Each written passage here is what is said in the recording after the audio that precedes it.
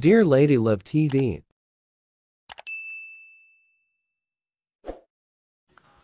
Poor Wife of a Womanizer.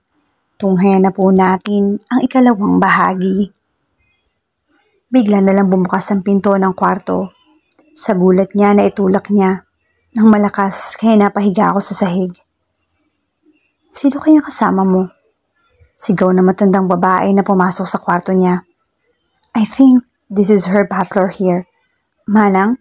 Gulat na tanong ng lalaki na makita niya ang matandang babae na nakatayo sa labas ng pinto. Ang sakit ng likod ko.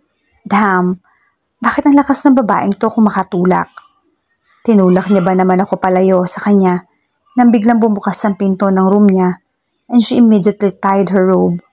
Tumayo ako at nakahawak sa likod ko. Nabali ata yung spinal cord ko. Damn it. Hoy, paano ka nakapasok sa kwarto ng alaga ko? At anong ginagawa mo sa kanya? Sarah cut her maids off. Manang, wag po kayong sumigaw. Saway ni Sarah sa matandang babae na akala mo naman siya ang nanay nito kung makapagtaat ng boses. Paanong hindi ako sisigaw may kasama ka lalaki sa kwarto mo? Ano ka ba namang bata ka? Hindi ka pinalaking ganyan ng magulang mo. At ano na lang ang sasabihin sa akin ng mama mo? Na tinuruan kita ng ganyan at kinukonsinte? Paano kapag nalaman niya ng asawa mo? Mahabang litanya ng matanda. Pwisit, istorbo, wrong timing. Bulong ko sa sarili ko. Damn it. Bait ba kasi ngayon pa sumulpot ang matandang to? Yan tuloy, nabitin ako. Anong sabi mo? Bumaling sa akin si tanda na akala mo naman nakakatakot siya. Ang tanda na to ng lakas pa ng pandinig. As I was saying, I am Ramon. I'm Sarah's husband. Pagpapakilala. Alam na may asawa si Sarah tapos hindi kilala kung sino ang asawa. Ang galing naman ng matandang to. I brush my hair using my hands. Nakita ko na laki ang mata ng matanda at gulat na gulat. Gusto pang magpa-autograph. Bukas na lang. Totoo ba, iha? Tanong na matanda kay Sarah. Ang gwapo ko namang sinungaling kung hindi siya naniniwala na ako ang asawa ni Sarah. Sarah, just nod. Ay nako, iho. Pasensya ka na. Hindi kita matandaan. Sorry, pasensya na talaga. Siya nga pala. Bumaba na kayo at nakahanda ng pagkain. Medyo nahiya ata yung matanda. Akala mo naman talaga nakita niya na ako. Sige po, manang. We're eating dinner here. I cut Sarah's off and I pointed the table in the terrace para makita nila na nakahanda ng pagkain naming dalawa na binili ko para sa kanya. Paano nagkaroon ng pagkain rito? Tanong niya sa akin nang kibit-balikat naman ako. O siya, sayang naman yung inihanda ko pero hindi na bale. Tawagin niyo na lamang ako pag may kailangan kayo. Lumabas na ang matanda. Buti naman, ang dami niyang satsat. Lumapit ako kay Sarah nang biglang bumukas ulit yung pinto. Iyong pagkain ang kainin ninyo, lalamig na yon. At umalis ka na pagkatapos ninyong kumain. Baka ano pang magawa mo sa alaga ko. May pagbabanta sa boses na sabi sa akin ng matanda. As if nakakatakot. Sino tinatakot niya? Si Ramon Ezekiel? Wala ata itong kinatatakutan.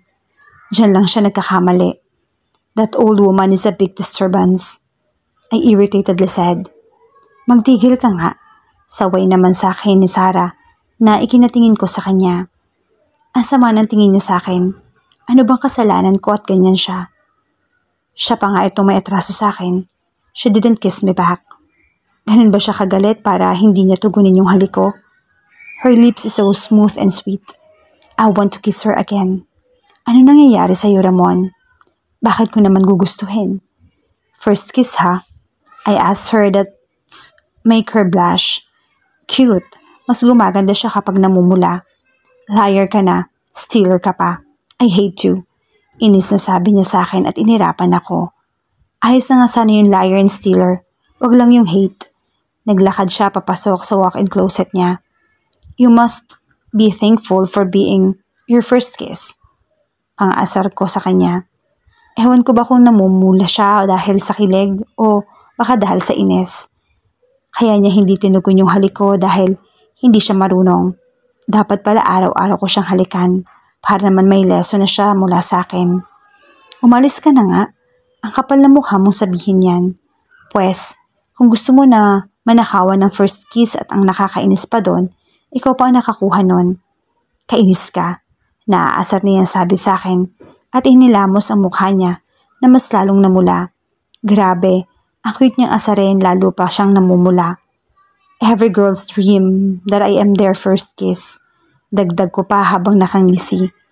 I am not one of them. Galit niyang sabi. Pulang-pula na ang mukha niya. Parang kamatis. Tapos in denial pa siya. You're not. But I dream that I am your first kiss. Second, third and so on kisses. I said and I winked at her. Pangaasar ko. Nakakatuwa yung itsura niya. Pulang-pula na talaga. You're blushing. Ani ko. Napayuko siya at naglakad na papasok sa walk-in closet. Susundan ko ba?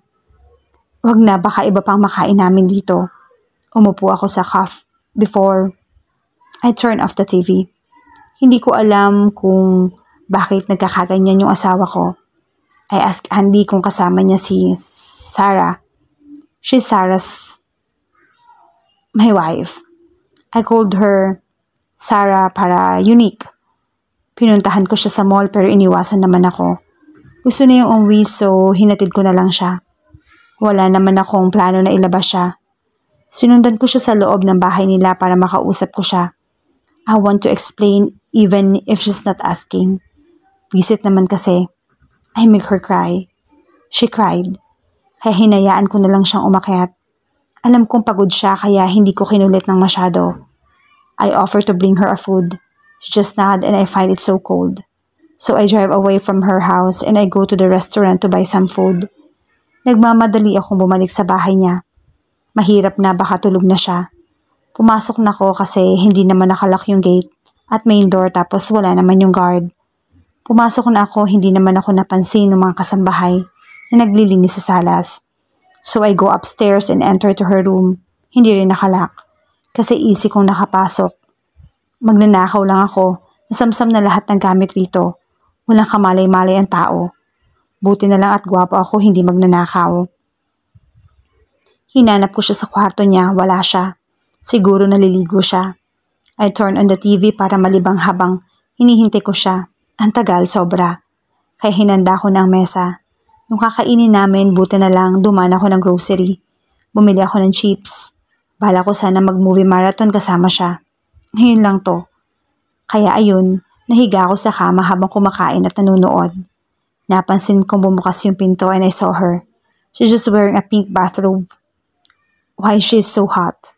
I'm burning. Iniiwas ko agad yung tingin ko sa kanya. Kunwari hindi ko pa siya nakikita at focus lang ako sa TV. Pero siya nang nakikita ko sa TV. Anak ng tokwa. Nakarobe lang siya and she's not wearing anything inside of that fucking robe. Baka tuloy nag-init yung atmosphere ko. Kaya nung tinanong niya ako kung anong ginagawa ko rito, I answer without looking at her. Bakas pa sa tone ng mga pagsasalita niya, nagalit pa siya sa akin. Kaya dinaan ko na lang sa pang-asar. Actually, hindi ko talaga sa halikan inaasahan kanina. Inaasar ko lang siya. Pero hindi ko na nakontrol yung sarili. Parang may sariling isip na gumagalaw yung mukha ko at hinahalikan ko siya. Tapos yung kamay ko parang may sariling isip, naglulumikot. Buti na lang talaga dumating yung maid nila. Kasi kung hindi, nauwi sa kama yon. Pero in the other side, nangihinayang ako. This is the time para matikman ko na yung asawa ko. Makascore kaso malas. I can't erase it in my mind. I want to continue it. Lalo na yung kiss namin. I want to kiss her again and again. Sounds crazy but yeah, I am. That pinkish smooth sweet lips of her. I want to claim it again and again. Nabitin tuloy ako tapos kainis. Ang sakit ng puson ko, my God. Kailangan ko tong ilabas. Nasaan na ba kasi siya, bakit ang tagal? Naubusan ako ng pasensya. Papasukin ko siya sa loob. Hindi pa rin ako makaget over sa ginawa niya. Thanks, Manang. Hindi natuloy ang ginagawa ng lokong lalaki na yun sa akin. Pagkabihis ko, lumabas na kaagad ako at nakita ko siya na nakaupo sa couch. Nakatingin lang sa labas, hindi ko siya pinansin. Dahil mukhang ang lalim ng iniisip niya, nang umingisi-ngisi pa parang baliw. Naglagay ako ng cream sa mukha ko, then I comb my hair. Nilingon ko siya at nakita kong ganun pa rin yung posisyon niya. Siguro may binabalak na naman to. Kain na tayo? Tinapi ko siya sa shoulder. Nagulat naman siya, parang gusto kong tumawa. Priceless kasi yung itsura niya para naglakad na lang ako papunta sa terrace. Habang pigil ang tawa. Ano nangyayari sa kanya? Nahawa na sa kabaliwan ni Andy. Uupo na sana ako pero naramdaman kong niyakap niya ako mula sa likod at naramdaman ko na tumutusok ang matigas na bagay sa likod ko. Nakakailang. Nagulat ako kaya napahawak ako sa kamay niya na nakayapo sa waist ko at nilingon ko siya. Nirest niya sa shoulder ko yung ulo niya. Sorry na. Galit ka pa ba? He whispered. I smell his breath. Amoy alak. Mouthwash. Chips. Basta. Halo-halong amoy pero ang bango pa rin. Galit pa nga ba ako? Teka nga. Paano naman ako magagalit? Ay, ang gulo. Nababaliw na rin ba ako? Napapalibutan kasi ako ng mga baliw. Hindi. Tipid kong sagot sa kanya. Wala naman akong malalim na rason para magalit sa kanya. Besides, nag-explain na siya. Ang ayaw ko lang inagsisinungaling siya. Paano pa kaya pag magkasama na kami? Really? Lumiwanag yung mukha niya na kahit hindi ko nakikita yung ekspresyon niya. I nod. Sure? I nod again. Talaga? Ang kulit.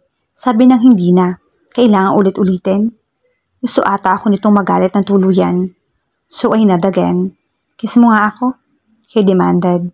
Ang cute niya parang bata pero umaabuso naman. Feeling ko namumula na naman ako kasi naaalala ko yung ginawa niya kanina. Kaya tumingin ako sa ibang direksyon. Aasarin niya na naman ako nito eh. You're not mad ha? Why don't you kiss me? He asked and I can see he pouted. You kiss me, isn't it? Abuse ka na. I answered and I rolled my eyes. Abuse ha? Wife, I'm just being sweet. One kiss. Here. Aniya, tinuro pa ang right cheek niya. Bakit ba ang kulit ng lalaking to? Hindi naman to ganito sa akin ah. Ano bang nangyayari? Ayaw ko nga. Huwag mo na nga akong pilitin. Ninakawan mo na nga ako ng first kiss tapos magdedemand ka pa. Huwag mo naman ipahalata ang kapal na mukha mo. Inirapan ko pa siya. I heard him chuckled. Just one kiss. You're so selfish. I am your husband, didn't I? May tampo niyang sabi. Huwag ka nga magdrama dyan. Nagugutom na ako, kumain na lang tayo. Sabi ko para maiba naman yung topic. Tinanggal ko yung kamay niya pero hindi niya hinayaan na maalis ko. Ram? Naaasar na tawag ko sa kanya. I look at him, nakapout siya. Ano bang drama to? Hindi naman ito ganito. Let me go. I said in a low voice while looking at his eyes. Kiss me first. Masigla niyang sabi. At itinuro niya ang pisngi niya. Mas hinigpitan niya pa ang pagkakayakap sa akin at ngumiti sa akin. No choice na ako kung hindi ang kumain. Alam ko namang hindi niya ito bibitawan hanggat hindi niya nakukuha yung gusto niya. May side rin pala siyang ganito. Hindi lang ako sanay na ganito siya. Madalas kasi ang seryoso niya at akala mo palaging galit. Siguro kaya siya ganito sa akin dahil may kasalanan siya. Bumabawi lang. Oo na. Napilitan kong sabi na ipouted.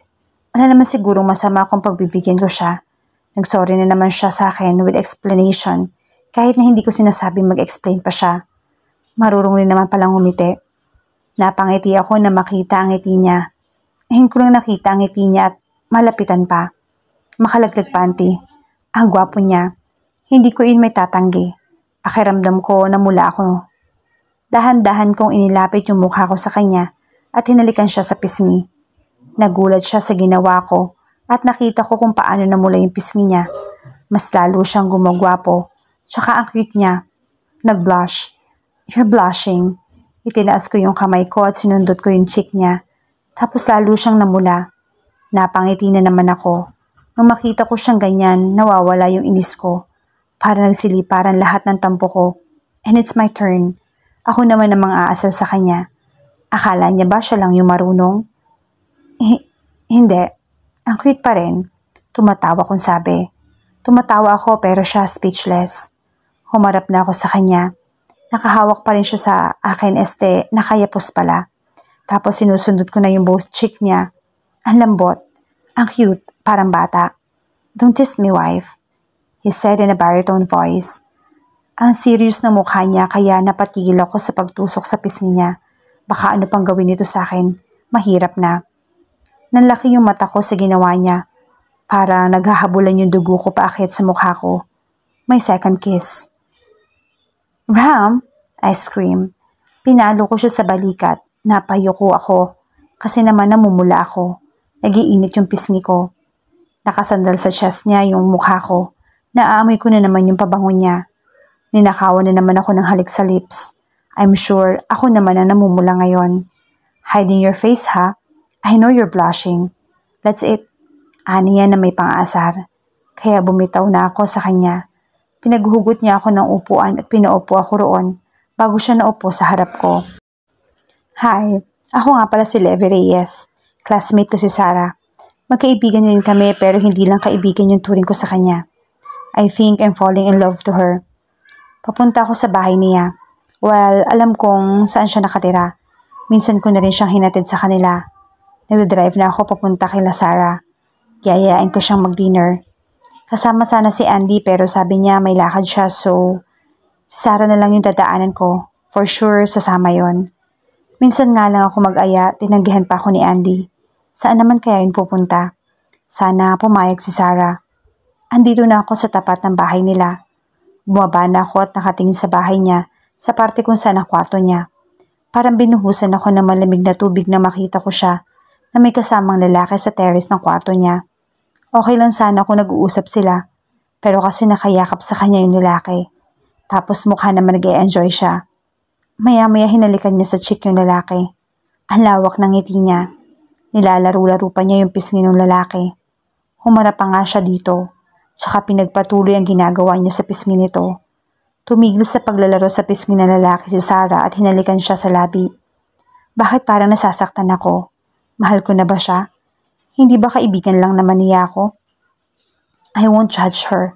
Kung ano man na nakita ko, hindi pa rin yun ang basihan para mawala yung nararamdaman ko sa kanya. I know she's the girl I like. Uuwi na lang ako, for sure naman, na hindi siya sasama. May kadate na siya sa room niya. Dinner together. "Levi, ikaw ba yan?" Papasok na sana ako sa kotse nang tinawag ako ng isa sa kasambahay ni Sarah. Opo." Sagot ko sa babae at humarap ako sa babaeng kumausap sa akin. "Huwag mo na nga akong pinopopo-popo dyan. Magkasing edad lang tayo siguro," she said and I smirked. "Ano bang pangalan mo?" Tanong ko sa kanya. Maganda siya at kung hindi siya nakabihis ng pang-maid, hindi mo maiisip na isa lang siyang katulong. "Alaysa. Alaysa yung pangalan ko. Halika. Tuloy ka. Nandito si Ma'am Sarah sa loob." "Yeah, I know. Nakikita ko." Sagot ko habang nakatingin sa itaas. Nakita ko na. Kung kanina may yakapan sila, yung lalaki naghubad na ng t-shirt. Tapos pinunasan niya sa gilid ng labi si Sarah at kinis niya sa leeg. Sinundan rin ng tingin ni Alaysa kung saan ako nakatingin. Rapist! Bigla na lang sumigaw tong babaeng to. Ano daw, rapist ako? Sa gwapo kong to? Sino bang rapist? Pwisit. Hey, huwag ka nga sumigaw. Nabubulabog ang tao rito sa inyo. Saway ko sa kanya. Tumingin-tingin rin ako sa paligid. Mukhang gising pa naman ang lahat. Pero nakakahiya naman baka isipin pa nilang masamang tao ako. Manang, may rapist. Rapist, Manang, what the fuck? Baliw ata tong babaeng to. Kung makasigaw akala mo naman ginagahasa. Ano bang nangyayari sa babaeng to? Hindi ba nila alam na may lalaki sa kwarto ni Sarah? Biglang bumukas yung pinto. Yung gate nila. Lumabas si Manang na may dalang kutsilyo. Kasama ang dalawa pang maid na may dalang walis tambo. Yung isa naman ay kawali. Anong gagawin nila dyan? Nakakapatay ba yan? Alaysa, ayos ka lang? Nasaan? At masasintensyahan na natin. Sambit ni Manang na galit ang boses. Mukhang napagod si Manang, hinihingal pa.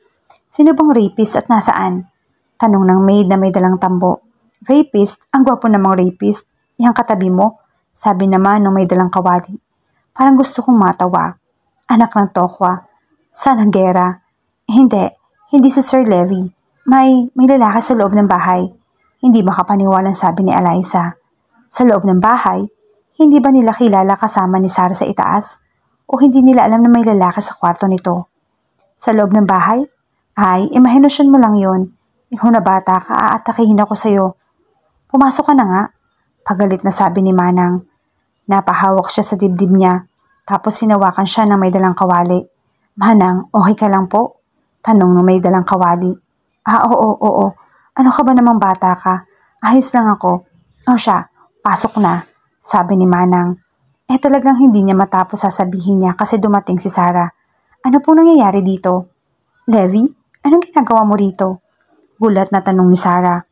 Nagtataka siguro siya kung bakit ako nandito. Ma'am, ayos lang po kayo? Tanong ni Eliza kay Sarah na ikinakunot naman ang noon nito. Oo, bakit? Kayo? Bakit? Bakit ka sumisigaw? Sagot ni Sarah sa kasambahay niya. What's going on here? Naiinis na tanong ng lalaki sa amin.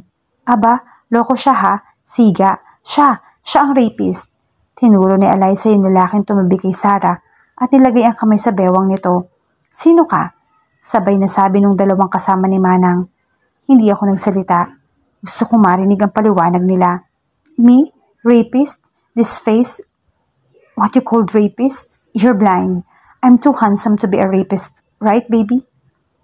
You don't even know me, so better you shut up if you don't want to lose your job. Mahabang sabi ng lalaki bago itinago ang mukha sa likod ni Sarah. Tinatago o hinahalikan si Sarah sa harap namin. English speaking dude?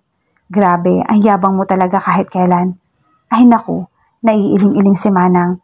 Mukhang alam niya na may lalaki rito pero ang mga kasamahan niya ay wala. Hindi. Anong ibig niyong sabihin? Ano bang iniisip niyo? Levi, ginagawa mo rito. It's 10 in the evening. Puna ni Sarah. Ouch. I'm not ready for this. Napadaan lang ako. Sige, aalis na ako. Sabi ko. What a lame excuses. Bakit nag-iba ata siya sa akin? Sorry. Levi, na-offend pa kita? Ngumiti ako kay Sarah nang sabihin niya iyon. Ano ginagawa niya dito? Sino ba yan? Narinig kong sabi ng lalaki.